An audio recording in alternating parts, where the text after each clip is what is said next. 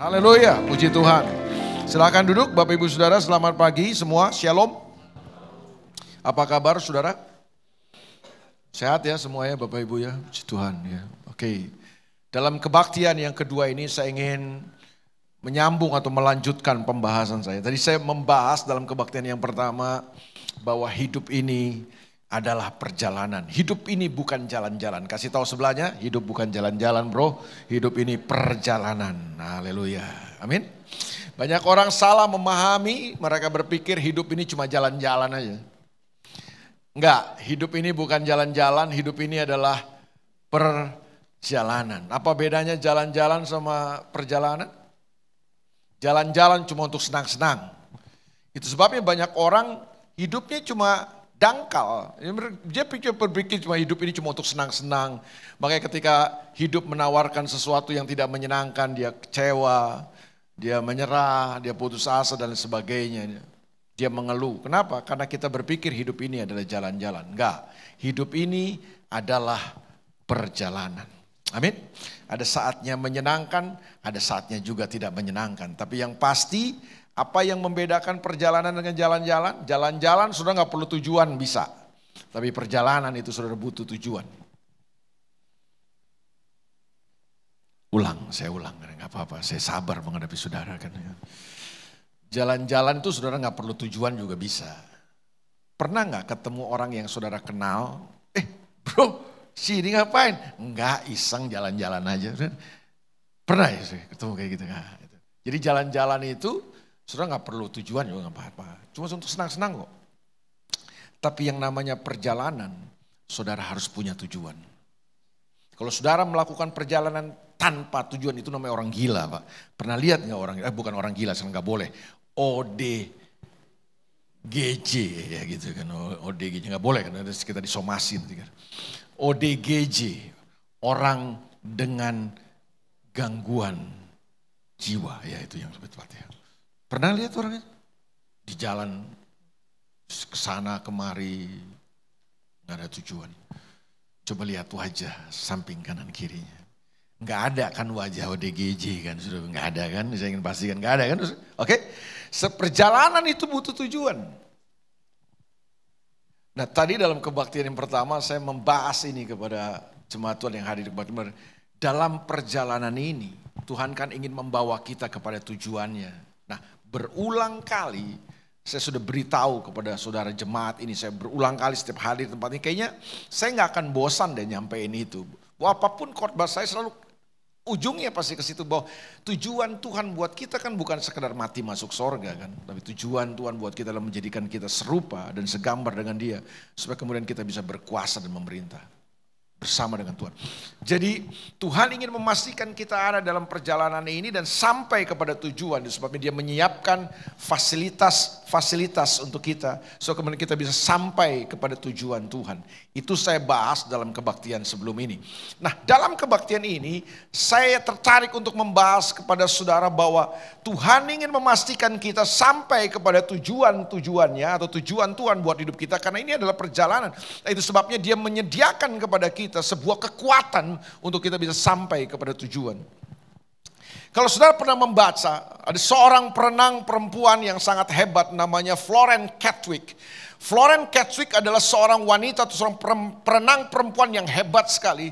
Dia menaklukkan Selat Inggris, saudaraku. Dia berenang mengarungi Selat Inggris itu, menaklukkan Selat Inggris, pulang pergi Pak. Ada seorang perenang perempuan sebelum Florence Chadwick yang menaklukkan Selat Inggris, tapi dia cuma sekali jalan Pak. Tapi Florence Chadwick berhasil menaklukkan Selat Inggris itu, dia pulang balik Pak. Dia pergi terus pulang lagi gitu. Jadi ini seorang perenang perempuan yang hebat.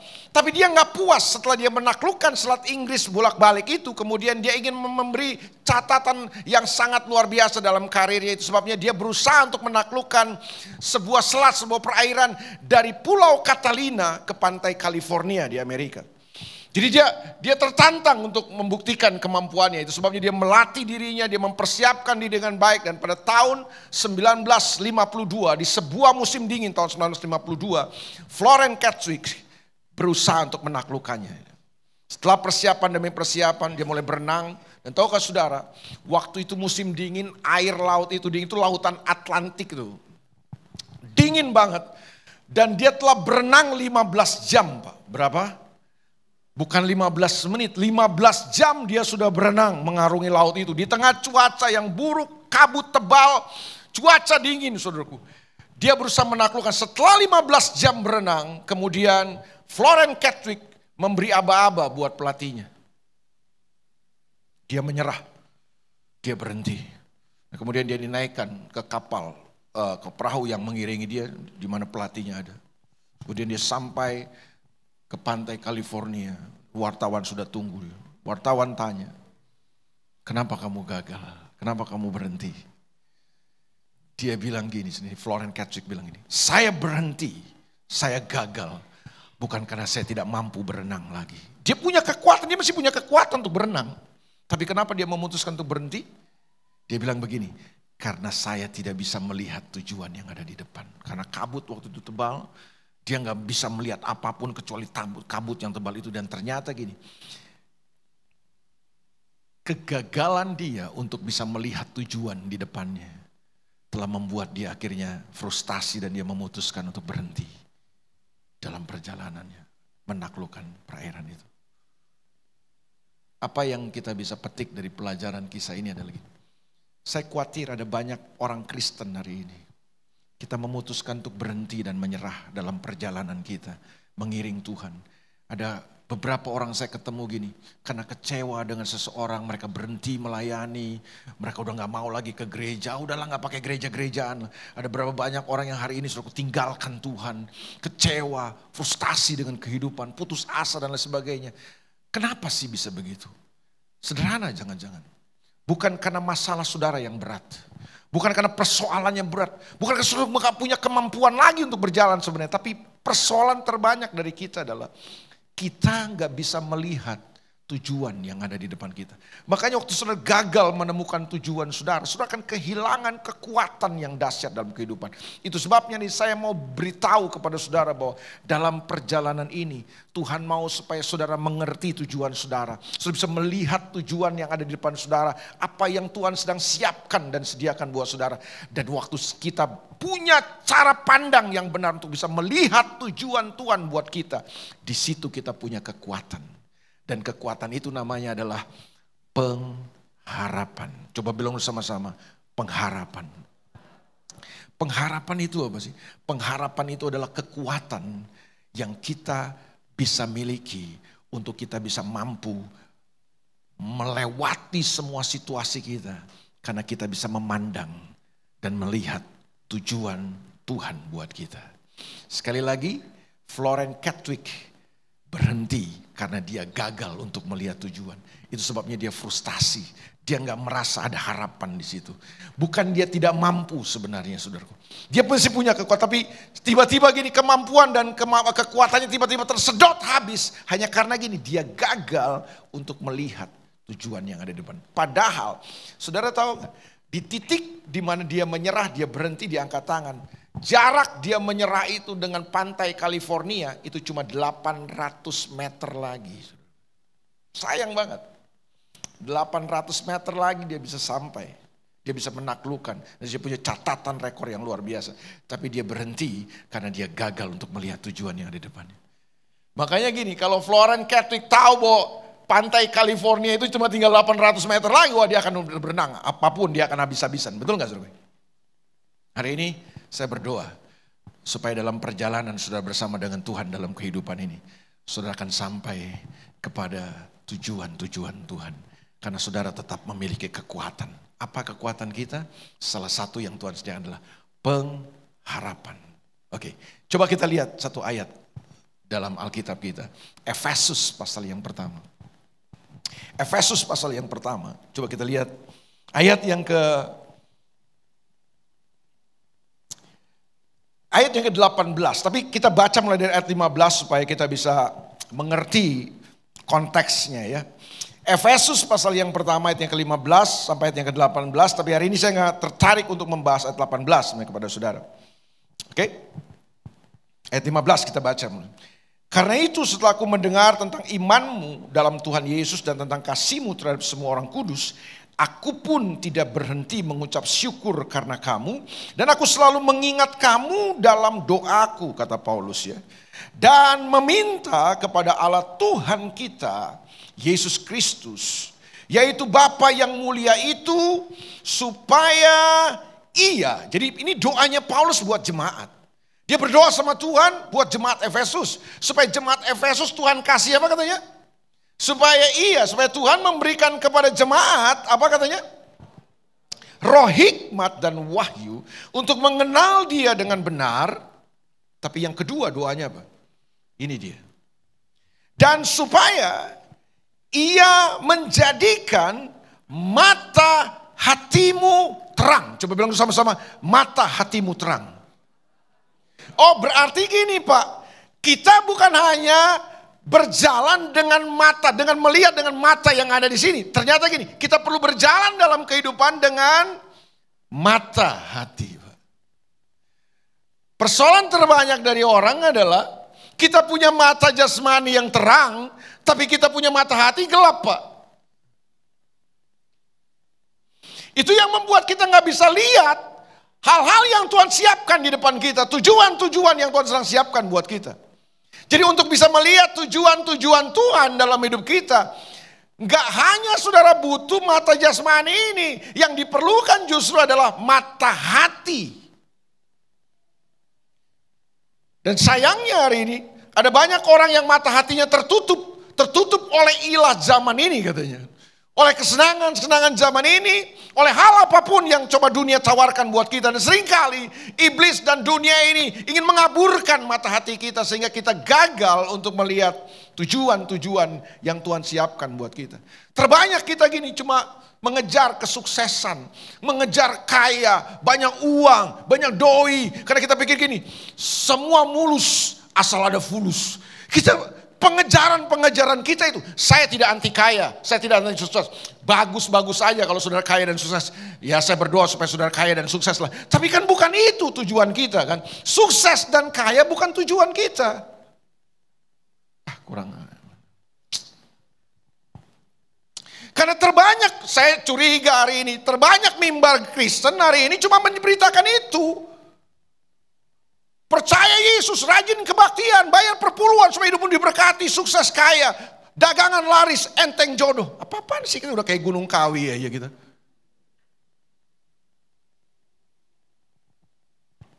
Oh ini resiko begini saya nggak diundang lagi, tapi saya sudah siap dengan semua resiko. Sebab saya datang ke sini kan bukan untuk menyenangkan saudara, saya datang ke sini untuk menyatakan kebenaran kepada saudara. Terlepas saudara mau terima apa enggak terima itu bukan urusan saya. Bagian saya adalah menyatakan kebenaran ini kepada saudara. Bahwa jadi sukses tidak salah, jadi kaya tidak salah. Yang salah adalah gini, kalau saudara jadikan sukses dan kaya tujuan saudara.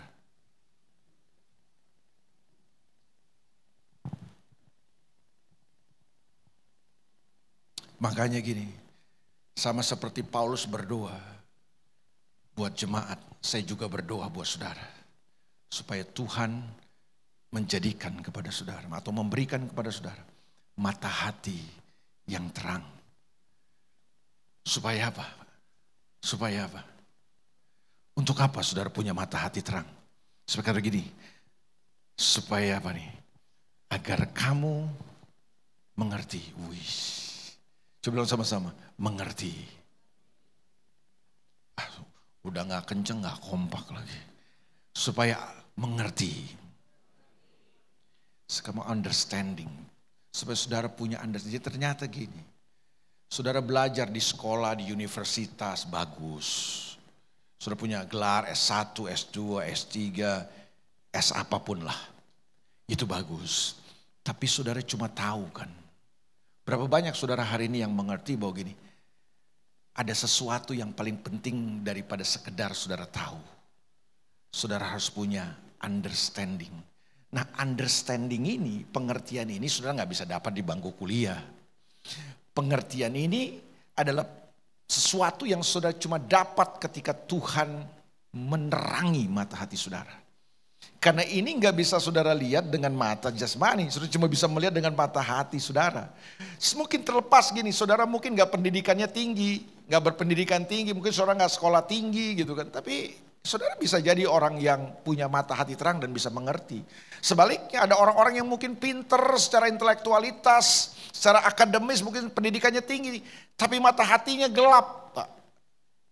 Oh banyak itu, nggak perlu saya sebutkan di sini kan, banyak. Kalau saudara mengikuti berita banyak orang-orang pinter, orang hebat, brilian, tapi melakukan kebutuhan-kebutuhan bodoh dalam kehidupannya banyak banget itu.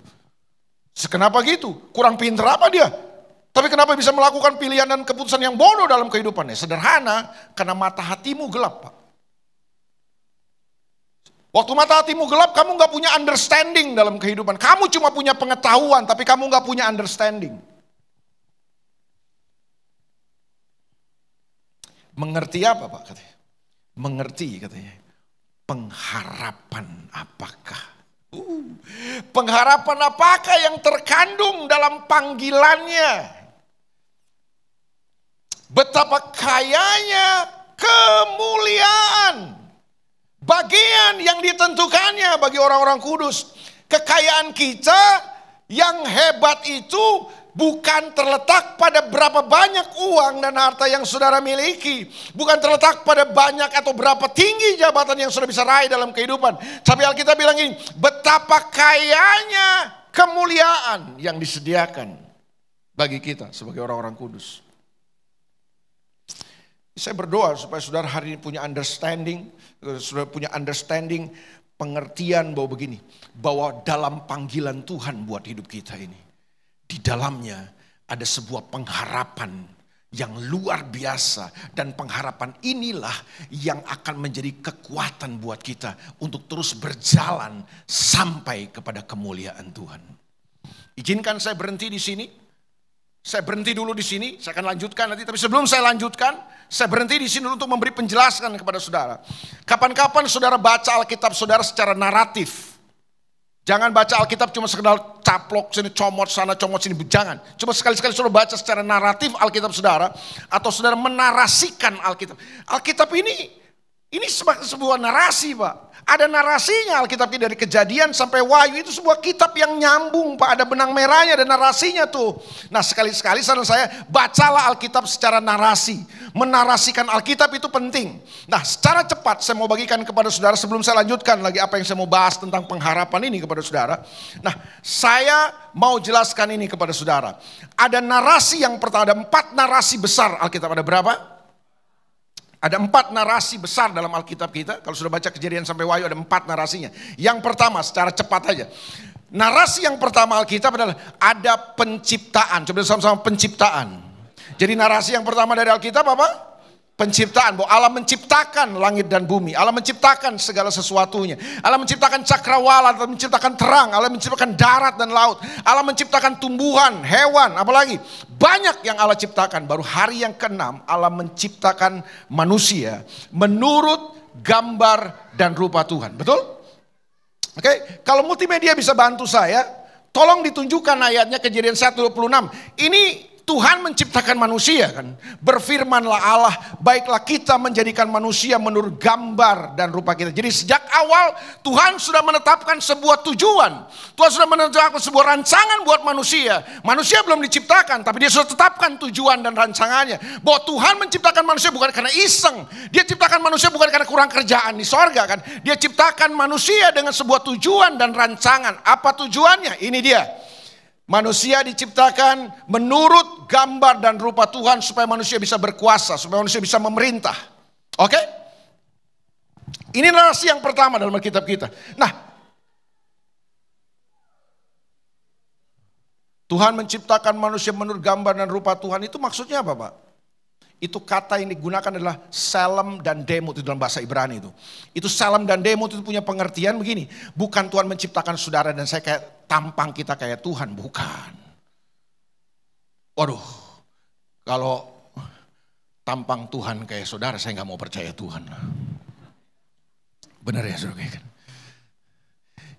Pengertiannya bukan itu kan. Kata Salem dan Demut itu pengertian yang pertamanya adalah gini. Bahwa Tuhan menciptakan manusia itu, Tuhan taruh kualitasnya gitu. Jadi Tuhan taruh, Tuhan install, itu pilih kata itu tuh. Tuhan install dalam diri manusia kualitasnya, sifatnya, karakternya. gaya hidupnya. Supaya gimana nih? Manusia bisa menghidupi cara hidup Tuhan. Manusia bisa menghidupi sifat Tuhan. Manusia bisa menghidupi kualitas Tuhan. Itu maksudnya Pak. Sampai di sini masih bisa mengikuti saya? Oke ya. Ini narasi yang pertama dari Alkitab. Manusia diciptakan oleh Tuhan. Jadi manusia itu bukan dari monyet Pak. Monyet yang berevolusi. Coba lihat wajah sebelah, masa monyet yang berevolusi kayak gini. Enggak lah. Kita juga bukan dari tabrakan-tabrakan molekul dalam dunia ini, kan bukan juga kan. Manusia adalah ciptaan Tuhan. Dan Tuhan menciptakan manusia apa? Serupa dan segambar dengan Dia. Malaikat ciptaan Tuhan. Tumbuhan, hewan, alam semesta ciptaan Tuhan. Tapi tidak ada yang diciptakan Tuhan menurut gambar dan rupanya. Cuma manusia Pak. Apa artinya serupa dan segambar dengan Tuhan? Bahwa kepada manusia Tuhan taruh kualitasnya. Sama seperti Tuhan. Kualitasnya apa Tuhan? Mengasihi tanpa syarat. Manusia diciptakan dengan kemampuan itu. Sama seperti Tuhan, murah hati, berbagi, kaya pengampunan. Itu kualitas Tuhan kan? Nah, manusia diciptakan dengan kualitas itu, dengan kemampuan itu. Supaya kemudian manusia bisa menghidupi cara hidup Tuhan. Dan apa yang terjadi waktu manusia menghidupi cara hidup Tuhan? Manusia bisa berkuasa katanya kan. Manusia bisa berkuasa di bumi ini. Karena dia ingin pindahkan apa yang ada di sorga di bumi ini kan. Nah bagaimana caranya apa yang ada di sorga? Suasana yang ada di sorga, damai, penuh kemuliaan itu bisa terjadi di bumi ini. Tuhan di sorga, di bumi siapa? Dia ciptakan manusia segambar dan serupa dengan Dia. Supaya manusia bisa apa? Berkuasa, bisa memerintah, bisa mengelola bumi ini. To build, membangun, to manage, bisa mengelola bumi ini. Dengan kualitas Tuhan, dengan cara hidup Tuhan, dengan gambar dan rupa Tuhan manusia bisa mengelola bumi ini. Itu narasi yang pertama yang kita mau beritahu kepada kita. Nah narasi yang kedua dari Alkitab kita adalah manusia yang diciptakan serupa dan segambar dengan Tuhan ini, dengan kualitas Tuhan ini jatuh dalam dosa. Betul ya saudara? Ada kejatuhan. Coba bilang sama-sama kejatuhan. Manusia jatuh. Jatuh kemana? Jatuh ke dalam dosa. Katakan sama-sama jatuh dalam dosa. Jatuh kemana? Nah, pertanyaan saya berikutnya. Jatuh dari mana manusia? Ulang. Saya sabar menghadapi saudara. Oke, manusia jatuh dalam dosa. Jatuh kemana? Jatuh dalam dosa. Jatuh dari mana? Itu dia. Manusia tidak jatuh dari sorga, Pak. Manusia jatuh dalam dosa itu bukan artinya manusia jatuh dari sorga. Manusia nggak pernah jatuh dari sorga. Yang jatuh dari sorga itu iblis.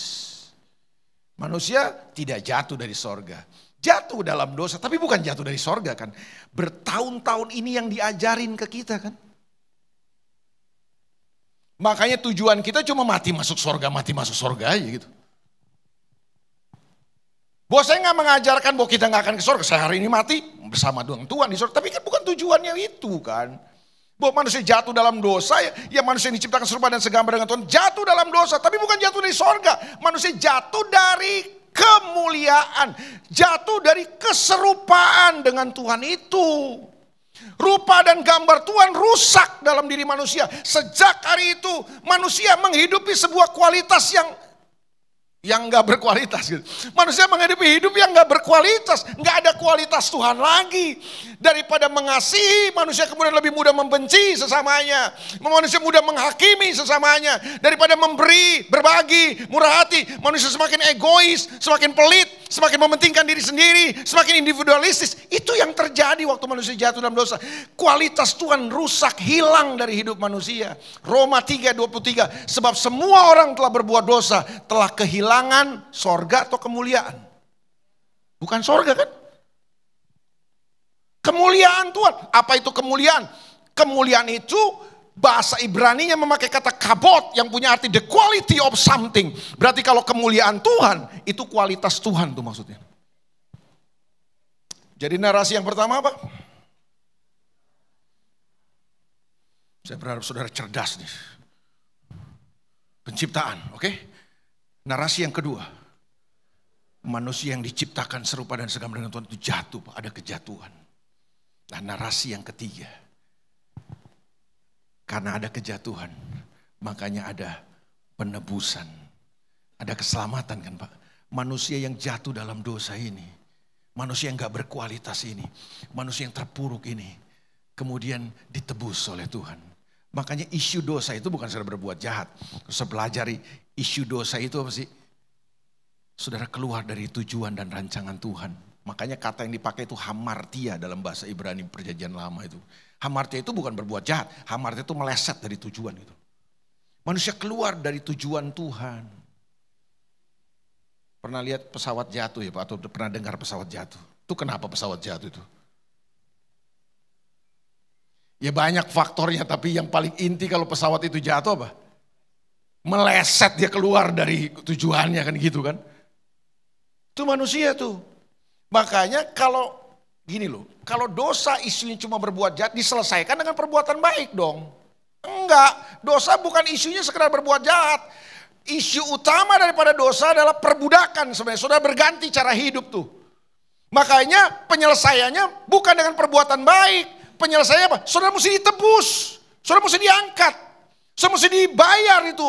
Ditebus supaya kemudian ini saudara kembali kepada tujuan Tuhan itu loh. Jadi penebusan dan keselamatan jangan saudara pahami dengan dangkal. Kekristenan yang dangkal memahami cuma gini. Diselamatkan, ditebus itu adalah upaya Tuhan untuk membawa kita mati masuk surga. Enggak dong, baca ulang Alkitab saudara. Bahwa penebusan itu tujuannya bukan supaya kita bisa masuk surga. Tujuan penebusan adalah kita yang tidak berkualitas karena kita telah jatuh dalam dosa itu dikembalikan oleh Tuhan supaya kita bisa menghidupi lagi tujuan Tuhan. Bisa diterima nggak ini? Nggak bisa. Ada amen? Saya mau beritahu kepada saudara, ini narasi yang ketiga. Yang pertama, ada penciptaan. Terus, ada kejatuhan. Yang ketiga, ada penebusan, ada keselamatan kan gitu kan. Ditebus untuk apa? Bukan sekedar supaya kita bisa mati masuk surga dong. Makanya karena kita cuma diajar mati masuk surga, coba saudara lihat kantong-kantong Kristen di wilayah negara kita ini. Waduh, kantong-kantong Kristen kita ini hari Minggu ke gereja semua Pak. Penuh gereja, ramai gereja, tapi Senin sampai Sabtu dodol lagi kita. Kita jago ibadah di hari Minggu, tapi kita dodol dalam kehidupan. Jadi suami dodol, jadi istri dodol. Banyak sekali itu terjadi. Kenapa? Yang kita hidupi kesan yang model begitu soalnya kan. Ayah saya dari Manado, aloh Manado. Itu daerah dengan nuansa Kristen paling hebat lah di Indonesia lah. Oh saudara masuk restoran, saudara lihat restoran itu namanya Haleluya, Resto Haleluya, Cafe Shalom. Itu Kristen banget. Saudara salah nengok di Manado itu lihat gereja. Tidak bermaksud mencari gereja, tapi begitu saudara nengok, oh gereja yang kita lihat. Karena jarak 100 meter ada gereja. Tapi sudah tahu, angka perceraian itu Manado paling tinggi. Salah satu daerah dengan angka perceraian paling tinggi itu. Cap tikus, orang mabuk banyak. Korupsi jalan terus. Harusnya kalau menurut saya, kantong-kantong Kristen kita hebat. Siapa dari NTT di sini? NTT adalah salah satu provinsi dengan angka kekerasan dalam seksual dalam rumah tangga tertinggi, termasuk tertinggi di Indonesia. Papua itu angka penyebaran AIDS paling tinggi di Indonesia. Kurang apa? Apa nggak ada gereja di sana? Apa nggak ada Kristen? Ada, mayoritas kita. Tapi hancur kita dalam kehidupan. Mengapa? Itu yang saya bilang, kita cuma diajar-ajar mati masuk surga aja kan. Yang penting percaya Yesus, hari Minggu ke gereja, kasih kolektor yang banyak, kasih perpuluhan. Mati, masuk surga, haleluya. Kita cuma diajar-ajar begitu aja kan. Senin sampai Sabtu kita tipu orang, kita bohongin orang, kita sakiti orang, kita jahatin orang, kita apalagi maki-maki orang seenak jidat kita. Pegawai, karyawan, kita maki-maki. Karena kita merasa kita yang bayar. Hari Minggu nanti kita masuk gereja Pak. Cuci dosa, mati, masuk surga. Haleluya. Oh, kita itu terus yang kita hidupi bertahun-tahun. Kita gak bosan hidupinnya kayak begitu. Saya gak nyindir. Saya cuma nabrak hari ini. Tujuan penebusan bukan sekedar supaya kita bisa mati masuk surga. Tujuan penebusan adalah supaya kita dikembalikan lagi kepada tujuan Tuhan. Supaya saya dan saudara bisa menghidupi lagi kualitas Tuhan. Jadi suami yang makin hari makin serupa Kristus gitu loh. Jadi istri yang makin hari makin serupa Kristus.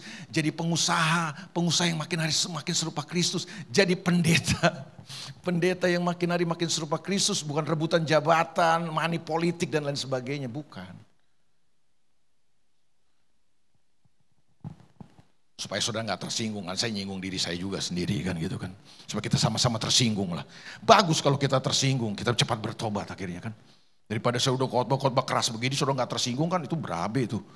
Ya kan? Oke. Jadi narasi yang keempat dalam Alkitab apa? Tuhan mau bawa kita kembali kepada kemuliaannya. Jadi ada penciptaan, ada kejatuhan, ada penebusan, ada kemuliaan. Sekarang kita masuk kepada, ya gak usah dihafalin juga sih, tapi saya berharap saudara bisa mengerti ini. Gak hafal juga gak apa-apa, tetap masuk sorga saudara ya kan. Oke ya, tapi yang penting sudah ngerti ya kan. Ada 4 narasi besar dalam Alkitab. Kalau sudah baca Kejadian sampai Wahyu, ini 4 narasi yang Alkitab coba sodorkan buat kita. Yang pertama apa? Jatuhan. Yang ketiga, penebusan. Yang keempat, kalau sudah udah ngerti ini, kita ngomong pengharapan jadi enak. Satu ayat yang